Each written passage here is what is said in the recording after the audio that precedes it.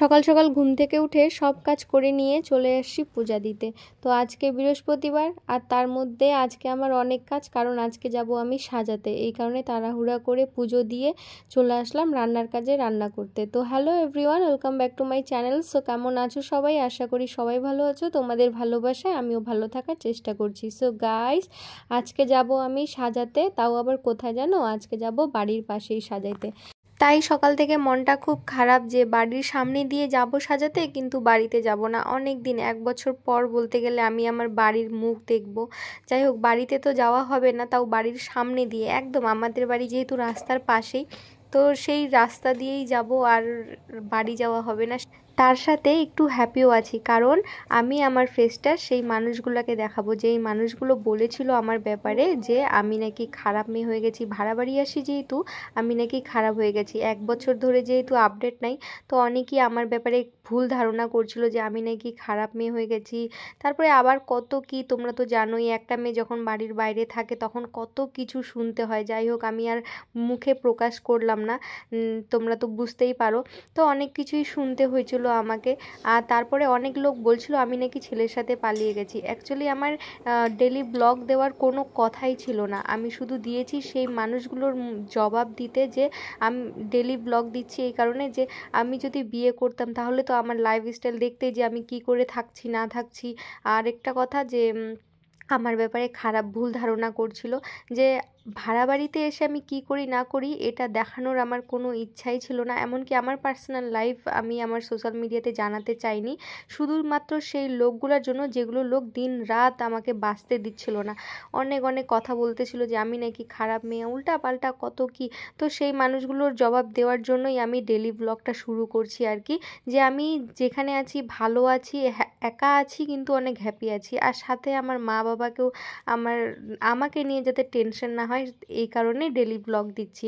আর আমার মা কিন্তু আমার ব্লগ দেখে, আর আমার ফ্যামিলির লোকও আমার ব্লগ দেখে। তো আজকে বাড়ির সামনে দিয়েই যাব সাজাতে। এই যে অনেক হ্যাপি আছি, আর সাথে যাচ্ছে ভাই, এই যে সুরজ ভাই। হাসে আবার হাসে।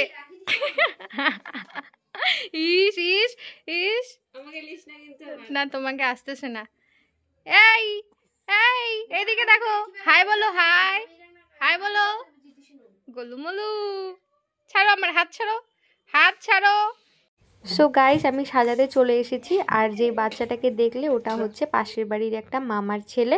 তো আমার সাথে আমার দিকে তাকাইছিল, যার কারণে ওকে আমি ভিডিওতে নিয়ে নিলাম। আর এই যে আমি এসে সাজানো শুরু করে দিয়েছি। আর গাইস, বাড়ির সামনে দিয়ে আসি, আমাদের দোকান খোলা ছিল আর বাইরে কেউ ছিল না।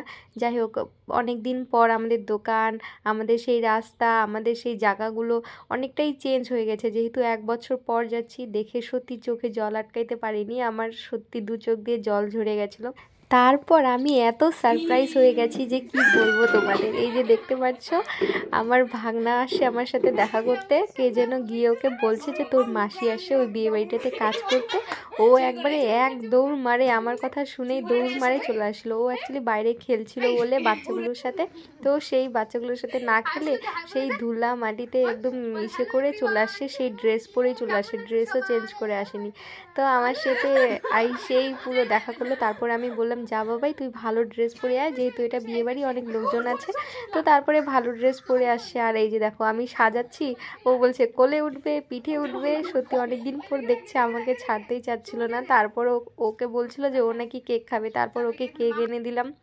আর তারপরে ফাইনালি আমাদের সাজানো কমপ্লিট হয়ে গেছে, তাই ব্রাইডকে নিয়ে যাচ্ছি। তারপর ব্রাইডকে স্টেজে বসিয়ে কয়েকটা ফটো তুলে চলে গেছিলাম পার্টি মেকআপ করতে। পার্টি মেকআপ করা হয়ে গেলে তারপর আমরা চলে আসবো বাড়ি। তো বলছিল না, না খেয়ে যেতে দিব না, কারণ আমাদের চেনা পরিচিত, বলছে না খেয়ে যেতে হবে, খেয়ে যেতে হবে, অনেক জোর করছিল। তারপরে আমরা ফাইনালি খেয়ে দিয়ে চলে আসছি বাড়ি। আর আমি অনেক হ্যাপি আজকে যে আমার ভাগনার সাথে দেখা হয়েছিল, অনেকক্ষণ টাইম স্পেন্ড করতে পেরেছি আর কি। তো গাইস, আজকের ব্লগটা এখানেই শেষ, টাটা।